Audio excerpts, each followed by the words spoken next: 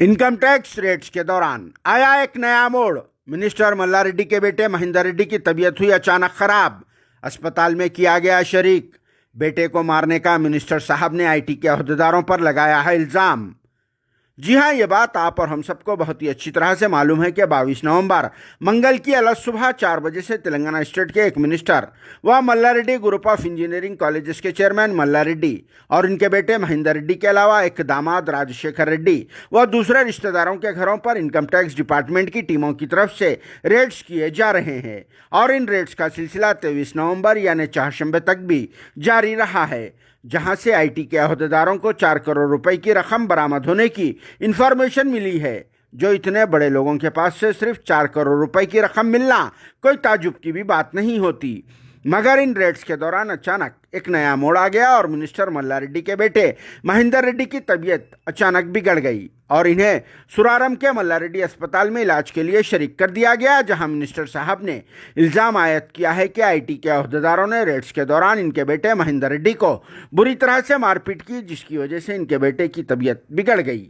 और मिनिस्टर साहब के साथ आईटी अहदेदारों के अलावा सीआरपीएफ के जवान भी मुसलसल तैनात थे। हत्ता के मिनिस्टर मल्लारेड्डी जब अपने बेटे महेंदर रेड्डी को देखने के लिए अस्पताल गए हुए थे, तब भी वहां आईटी और सीआरपीएफ के जवान इनके साथ ही मौजूद रहे, जिस पर मिनिस्टर मल्लारेड्डी बहुत ही ज़्यादा बरहम हो गए और कहा कि क्या मैं स्मगलर हूँ या फिर कसिनो चलाता हूँ, क्यों मेरे साथ ऐसा सलूक किया जा रहा है। मिनिस्टर मल्लारेड्डी ने मजीद कहा कि मैं बच्चों को तालीम देने का काम करता हूँ, फिर भी मेरे साथ ऐसा सलूक किया जा रहा है जो सिर्फ और सिर्फ सियासी खेल है, कुछ भी नहीं है। ऐसा करके मुझे मेंटली टॉर्चर किया जा रहा है।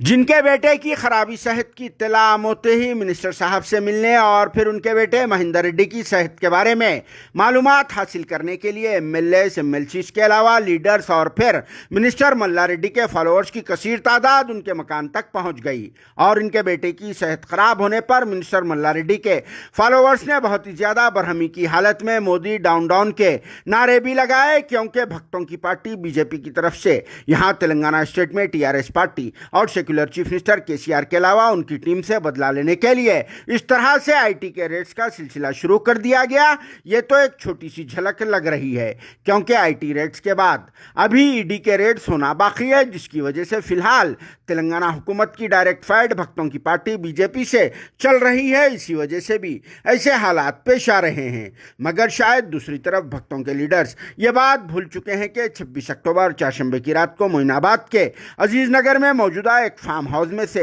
टीआरएस पार्टी के एमएलएस को खरीदने की कोशिश के मामले में भक्तों की पार्टी बीजेपी के 3 एजेंट्स जैसे कि स्वामी रामचंद्र भारती अलियास सतीश शर्मा, स्वामी डी सिम्हाया जी और एक बिजनेसमैन नंद कुमार अलियास नंदू को अरेस्ट करके जेल में महरूस कर दिया गया है। अगर आईटी हो या फिर ईडी रेड्स में शिद्दत पैदा कर दी गई तो समझो कि एमएलएस को खरीदने की कोशिश के केस में भी कुछ भी हो सकता है, क्योंकि उस केस की मुकम्मल तहकीकात के लिए खुद तेलंगाना स्टेट के चीफ मिनिस्टर केसीआर ने एक स्पेशल इन्वेस्टिगेशन टीम यानी एसआईटी को फॉर्म किया है। तो इससे आप सभी लोग समझ सकते हैं कि मामला कितना संगीन हो चुका है और फिर अगर ऐसे हालात होंगे तो कुछ भी हो सकता है, जिस पर आप सबका क्या कहना है कमेंट बॉक्स में जरूर जवाब देना।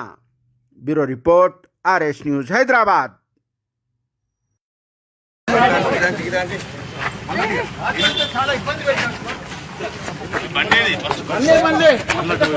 సీరియస్ ఉన్నాడు అని